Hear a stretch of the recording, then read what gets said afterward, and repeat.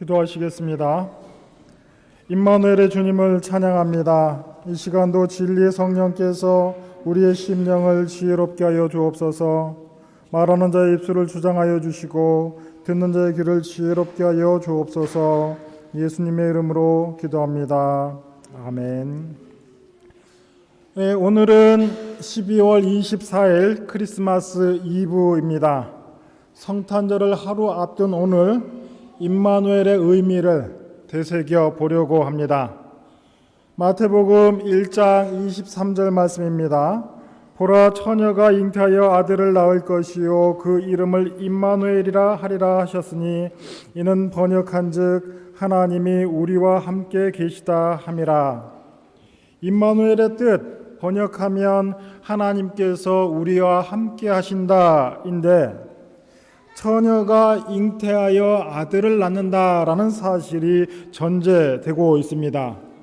우리는 오랜 세월 처녀가 아이를 낳는다라는 말을 믿는다라고 말하지만 우리는 그 의미를 잘 알지 못합니다.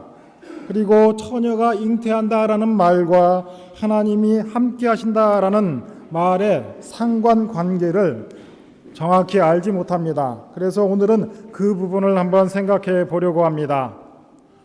하나님은 사랑이신 줄 믿습니다. 하나님께서는 인간을 너무 사랑하신 까닭에 반역한 죄인이라 할지라도 버리지 아니하시고 그 인간을 구원하시기로 계획하셨습니다. 바로 이 구원자 예수를 아기로 이 세상에 보내시기로, 인간의 몸으로 보내시기로 작정하셨습니다. 이 일을 하나님께서는 갈대아 우로, 오늘날 페르시아 땅에 살고 있는 한 사람 아브라함을 부르시는 일로 그 구원 역사를 시작하셨습니다. 하나님께서는 이 아브라함 한 사람을 부르시어 그에게 너 아들 없지? 내가 너에게 아들 줄 것이다. 그리고 그 아들 한 사람으로 인하여 큰 자손을 이루게 될 것인데 그 자손이 살 땅도 줄 것이다. 아브라함 한 사람으로 시작하여 큰 민족을 이루게 되었는데 그 큰 민족을 이루게 된 자리가 어디였느냐? 바로 애굽 땅이었습니다. 애굽 땅에서 노예로 살았으나 큰 민족을 이루게 되었고 하나님께서 그 큰 구원을 이루어 이 백성들을 출애굽시키시고 그들에게 땅을 주시는데 그 땅이 어디냐 하면 바로 젖과 꿀이 흐르는 가나안 땅입니다. 젖과 꿀이 흐르는 가나안 땅, 이름은 그럴듯한데 이 가나안 땅은 마치 오늘날 한반도처럼 강대국 사이에 끼어 있었습니다.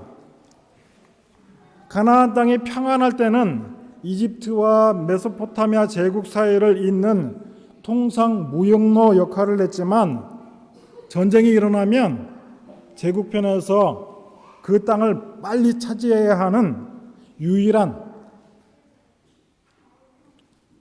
요충지였습니다.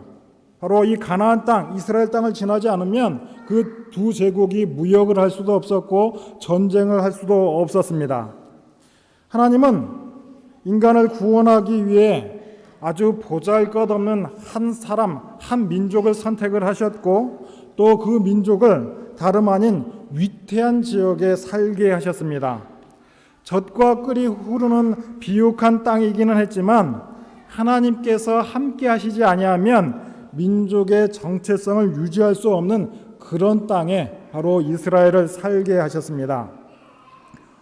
우리가 오늘 본문에서 확인하듯이 처녀가 애를 낳으리라는 이 신약 성경의 이 예언은, 이 마태복음의 말씀은 이 마태복음에 처음 등장한 것이 아니라 이사야를 통해서 처음 예언되어졌던 말씀입니다. 그런데 이 말씀이 왜 마태복음에 나와 있느냐? 이 마태복음은 모두를 위한 복음이기는 하지만 제일 처음 유대인 중에 기독교인들이 된 사람들에게 하나님의 구원을 알리기 위해서 쓰여졌던 복음서였습니다. 그래서 유대인들에게 아주 익숙한 임마누엘 이야기를 하고 있는 것입니다. 우리 입장에서는 임마누엘, 처녀가 애를 낳는다라는 사실이 이해하기 너무 힘든 이야기이지만 유대인들에게는 아하, 우리 과거 역사에 임마누엘 에피소드가 있었지, 임마누엘 이야기가 있었지라고 하면서 예수 그리스도의 오심에 대해 이해할 수 있었다라는 말입니다. 지금 오늘 이사야 본문으로 돌아가 보면 당시 남유다는 북이스라엘과 오늘날 시리아에 자리하고 있는 아람 나라의 위협을 받고 있었습니다. 북이스라엘과 아람 나라의 요구는 이것이었습니다. 북이스라엘, 아람, 남유다가 연합을 하여 아수르 대제국에 대항해보자. 우리 세 나라가 연합하면 저 아수르 제국 우리가 이길 수 있지 않겠느냐. 바로 이러한 요구를 하고 있는데 남유다 아하스 왕 입장에서는 이 제안을 받아들이기가 너무 곤란합니다. 자칫 잘못하면 애굽 나라의 오해를 살 수도 있고 또 아수르라는 대제국은 너무나 무서운 나라였기 때문에 그들에게 반기를 든다는 것 너무 걱정스러운 일이었습니다. 그래서 국경을 맞대고 있는 북이스라엘과 아람 나라에 대항하기 위해서 애굽에 원조를 요청하자니 애굽 나라에서 도우러 오려면 아라비아 사막을 통과해서 와야 하니 당장의 위협이 너무나 두려운 것입니다. 이 아하스 왕은 이 문제를 풀기 위해 하나님께 기도할 생각은 하지 못하고 그저 정치적, 외교적, 군사적으로만 이 문제를 풀려고 합니다. 보다 못한 하나님께서 선지자 이사야를 보내어 이렇게 명령하십니다. 너가 만약 나를 믿지 못하겠거든 무슨 표적이라도 하나 구해보아라. 아무리 신기한 표적이라고 할지라도 내가 나의 권능을 내 앞에서 보여주겠다. 그러나 아하스는 이야기합니다. 저는 하나님을 시험하지 않겠습니다. 이것은 아하스가 신앙이 돈독해서 그 이야기를 한 것이 아니라 하나님보다는 세상 권력을 더 의지했기 때문에 거절한 것입니다. 그래서 참다 못한 하나님께서 이사야 선지자를 보내어 아하스 왕 앞에서 예언을 하는데 그 예언의 말씀을 조금 쉽게 번역된 표준세 번역으로 다시 한번 읽어드리겠습니다. 이사야서 7장 14에서 16절 말씀입니다. 그러므로 주께서 친히 징조를 너희에게 주실 것이라. 보라, 처녀가 잉태하여 아들을 낳을 것이요 그 이름을 임마누엘이라 하리라. 그가 악을 버리며 선을 택할 줄 알 때가 되면 엉긴 젖과 꿀을 먹을 것이라. 대저 이 아기가 악을 버리며 선을 택할 줄 알기 전에 네가 미워하는 두 왕의 땅이 황폐하게 되리라. 처녀가 아들을 낳을 것인데 이 아기가 악을 선택하며 선을 택할 줄 알기 전에, 달리 말하자면 이 아이가 철들기 전에 내지는 철들 무렵이 되면 두 나라 북이스라엘과 아람 나라가 멸망하게 될 것이다. 그러니까 처녀가 애를 낳는다. 유대인들이 이해하는 임마누엘 에피소드의 내용은 이러합니다. 우리는 이 처녀가 몇 살인지는 모르지만 이 처녀가 결혼하여 아이를 낳는다라고 생각해 보십시오. 한 처녀가 있습니다. 남자를 만나야 합니다. 그리고 임신하여 아이를 낳아야 하고 또 오랜 세월 이 아이를 정성스럽게 보살피며 키워야 할 것입니다. 어린아이 어려서는 사고도 많이 치겠지만 어느 순간에 철이 들게 될 것입니다. 그러니까 한 처녀가 남자를 만나 임신하여 아이를 낳고 그 아이가 낳기까지 한 20년쯤 걸린다라고 생각해 볼 수 있습니다. 이사야 선지자가 바로 이 예언을 하고 있는 것입니다. 아하스 왕이시여, 처녀가 잉태하여 아들을 낳을 것인데 그것이 임마누엘의 징조가 될 것입니다. 두 나라 반드시 망할 것인데 그 날과 때를 정확히 가늠하여 언제라고 말할 수는 없지만 처녀가 결혼하고 잉태하고 아이를 낳고 그 아이가 철들 무렵쯤이면 지금 남유다를 위협하고 있는 북이스라엘과 아람 나라는 망하게 될 것입니다. 바로 이 이사야의 예언이 실제 역사적으로 성취된 역사로 우리가 알고 있습니다. 그런데 문제는 무엇이냐? 처음 이사야의 예언이 있고 800년이 지나 신약 시대가 되어 느닷없이 아직 결혼하지 않아 아이를 낳을 수 없는 상태에서 처녀가 아이를 낳는 일이 역사적으로 벌어지고 말았습니다. 우선 처녀가 시집가고 애가 들어서고 출산하기까지 시간이 필요한데 순서가 뒤바뀌면서 처녀의 몸에 아이가 잉태가 되고 그 다음에 요셉이 마리아를 데리고 오는 일이 일어나고 말았던 것입니다. 이렇게 이야기하면 구약의 이야기는 자연스러운 순리처럼 들리고 신약의 사건만이 우리에게는 기적처럼 보여집니다. 하지만 신약과 구약 두 이야기 모두 우리 인간의 이해를 넘어서는 이야기입니다. 다만 강조점의 차이가 있는데요. 구약 이사야의 선지자 예언을 통해 아직 오지 않는 미래가 하나님의 손에 달려 있다. 역사의 주인이 하나님이시다. 이 세상은 하나님의 뜻대로 흘러가게끔 되어져 있다라는 사실이고, 신약의 이야기는 역사가 뒤바뀌어 원인과 결과가 뒤바뀌어 성취되면서 시간이 바로 하나님의 손에 있다라는 사실을 이야기해 주고 있습니다. 시간이라는 것, 우리 인간편에서는 어찌할 수 없는 것이지만 시간 역시 하나님의 창조물이다. 하나님의 일에는 역순이 가능하다, 이런 뜻입니다. 우리는 아니 땐 굴뚝에 연기 나지 않는다라고 말하지만, 그리고 우리의 사고방식에서는 원인이 있고 결과가 있는데 하나님께서는 결과를 먼저 만들어 놓으시고 원인이 나중에 있게 할 수 있다라는 말입니다. 그러니 하나님 편에서는 원인에 앞서는 결과가 있다는 말인데, 이것이 극대화된 사건이 바로 동정녀 탄생인 줄 믿습니다. 그리고 이것이 우리가 붙드는 기독교 신앙인 줄 믿습니다. 더 나아가 기독교는 죽은 자의 부활을 이야기합니다. 여러분 생각해 보십시오. 산 것이 죽을 수는 있으나 죽었던 것이 살아나는 일이 불가능한데, 시간이 거꾸로 흐르듯 죽은 자가 살아났다. 무죄한 자를 인간이 죽였으나 하나님께서 그를 살리셨다. 하나님은 천지의 창조자, 무에서 유를 창조하신 하나님을 우리는 고백합니다. 하나님께서 예수 안에서 새 창조로서 부활을 이루신 줄로 믿습니다. 죽은 자가 살아난다는 것의 의미를 다시 한번 설명해 보겠습니다. 죽음은 존재했던 생명이 망해버린 것입니다.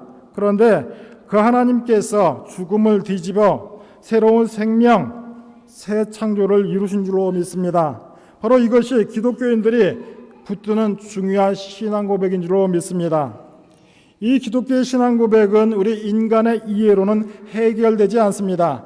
그래서 처녀가 애를 낳는다는 말, 우리가 쉽게 설명하지도 이해하지도 못합니다. 그럼에도 불구하고 조금 쉬운 설명을 드리자면, 우리가 다 잘 알고 있는 출애굽의 이야기를 여러분 머릿속에 떠올려 보십시오. 하나님께서 모세를 보내어 애굽에서 이스라엘 백성들을 구출해 내십니다.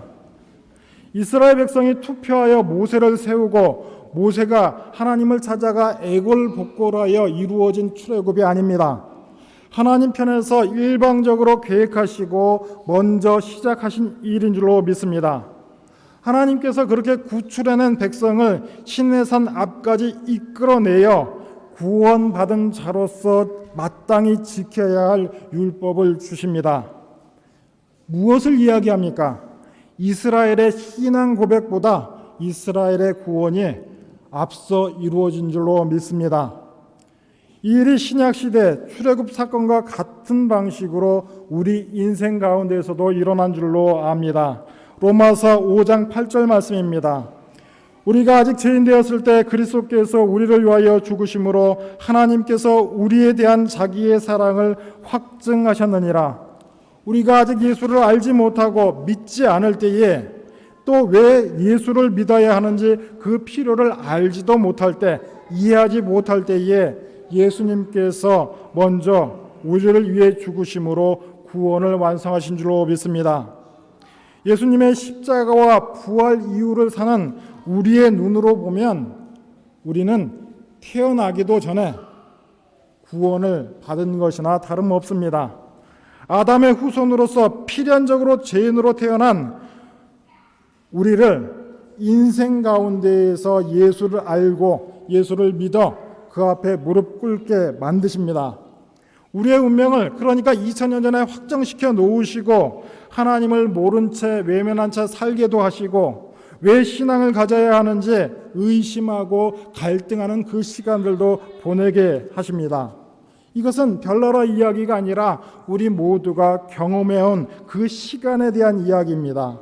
그래서 성경은 끊임없이 이런 이야기를 하는데 로마서 5장 1절과 2절 말씀입니다.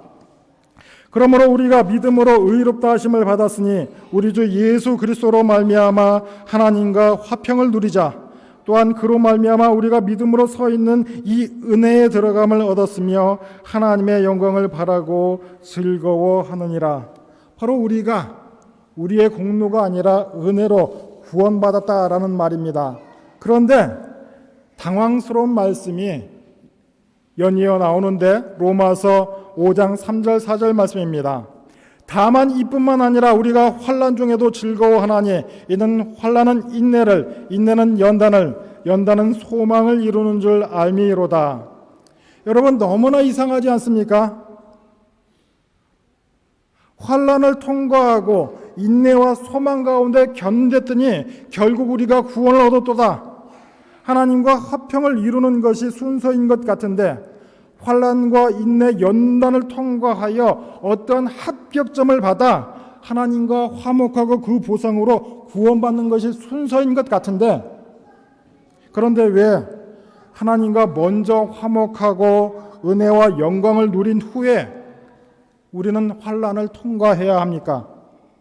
왜냐하면 하나님께서 그렇게 일하신다. 일단 이스라엘 민족들을 이집트에서 꺼내어 구원해 놓고 시내산 앞까지 인도하여 그들에게 율법을 주시고 내가 너에게 가나안 땅이라는 복된 땅, 젖과 꿀이 흐르는 복된 땅 가나안을 너에게 선물로 주었다. 그 땅 너희의 것이다. 그러나 40년을 걸어 그 광야를 통과해 그 가나안 땅까지 너희 발로 걸어가라. 구원해 놓았고 너희에게 가나안 땅을 이미 주었으니 그 가나안 땅까지 이스라엘 백성들에게 두 발로 걸어가라고 명령하셨습니다. 하나님께서는 우리의 결국 우리의 운명을 예수 안에서 이미 하나님 나라 안으로 정해 놓으신 줄로 믿습니다. 그리고 우리의 구원과 하나님께서 정해 놓으신 이 결과는 아무도 변개할 수 없는 줄 믿습니다. 그러나 하나님께서는 우리에게도 이렇게 명령하십니다. 너희의 구원을 내가 담보하겠다. 그러나 너희의 인생은 너희가 수고하고 살아내야 할 인생이다. 너희 인생 가운데에 크고 작은 환난들, 크고 작은 어려움과 문제들을 내가 면하여 주지는 않을 것이다. 다만 어떤 문제를 만나든 어떤 환난을 만나든 그 문제를 해결할 수 있는 지혜를 줄 것이고 어떠한 환난이라도 통과할 수 있는 능력을 너에게 줄 테니 한평생 신자된 삶을 살아 약속된 구원을 누리라고 이야기하십니다. 왜 하나님은 이스라엘 백성들에게 40년 광야를 걷게 하셨고 왜 우리로 하여금 고난 가득한 인생을 살게 하십니까? 하나님께서 일하시는 방법이 그러하답니다. 히브리서 5장 8절 9절 말씀입니다. 그가 아들이시면서도 받으신 고난으로 순종함을 배워서 온전하게 되셨은즉 자기에게 순종하는 모든 자에게 영원한 구원의 근원이 되시고 우리 예수님께서도 이 땅에 성인으로 오신 것이 아니라 아기 예수로 먼저 오신 줄 믿습니다.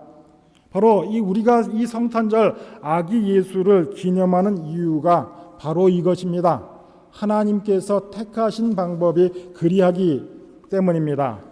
예수님께서는 하나님이시지만 마리아를 통해 이 땅에 아기로 태어나 30년을 살고 십자가에 죽으시고 부활하시는 방법으로 구원의 길을 여신 줄로 믿습니다.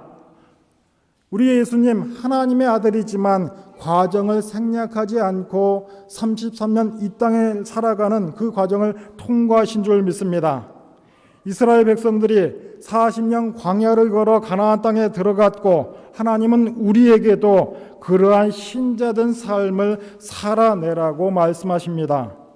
고난의 길이 분명하지만 순종하고 따라오면 실패하지 않는 최후의 승리가 우리 모두에게 허락된 줄로 믿습니다. 바로 이 사실을 성경이 반복해서 강조합니다. 이 길은 외면할 수 없고 반드시 통과해야 하는 길이랍니다. 이 길은 먼저 예수님께서 이 땅에 아기로 태어나 33년을 통과하신 길입니다. 하나님은 방해물이 없고 걱정할 것이 없고 만사 형통하기를 바라는 우리의 기대와 달리 모든 부조리를 직면하여 이것을 극복할 것을 요구하십니다. 왜 그러합니까? 예수님께서도 구체적인 사망과 죄가 폭력으로 위협하는 현실을 통과해서 그 구원을 이루신 까닭입니다. 그래서 고린도전서 1장 18절은 이렇게 이야기합니다. 십자가의 도가 멸망하는 자들에게는 미련한 것이요 구원을 받는 우리에게는 하나님의 능력이라. 그러니 우리는 신자된 인생이 왜 이러한지를 알아야 합니다. 우리는 인생 가운데에 예기치 않은 원망스러운 일을 만났고 앞으로도 만날 것이며 지난날 불만과 분노를 경험했고 앞으로도 이런 감정들을 어쩌면 계속해서 만날지 모릅니다. 그러나 이러한 것을 통하여 우리 모두가 자라고 성숙해 가는 줄로 믿습니다. 여러분 생각해 보십시오. 이 땅에 많은 종교가 있지만 그 어느 종교든 인간이 신을 찾아가기 위해 구도하고 고행하고 애쓰지 신이 인간을 먼저 찾아온 종교는 이 땅에 없습니다. 우리 청년들 1박 2일 MT 즐거우셨죠? 나중에 여건이 되면 템플스테이를 한번 1박 2일로 한번 보내보면 어떨까 싶습니다. 우리 스님들이 그 도를 깨우치기 위해 그 추운 새벽 일찍 일어나 고행하고 어떻게 수련하는지 그거 꼭 알려주고 싶습니다. 그렇다고 일부러 경험하지 마시고요. 왜냐하면 예수님께서는 그런 고난한 방법 말고 신이 인간이 되어 우리를 찾아오신 줄 믿습니다.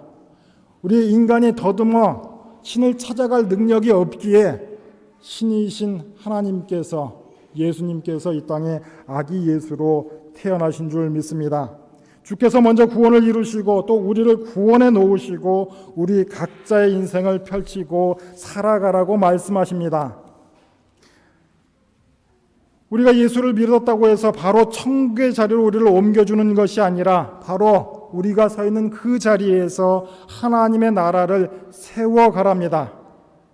그렇게 하나님의 나라를 세워가고 인내하다 보면 우리의 하나님께서 우리 주님께서 하나님 우편에 계시다가 산자와 죽은 자를 심판하러 오시겠다라고 약속하셨습니다.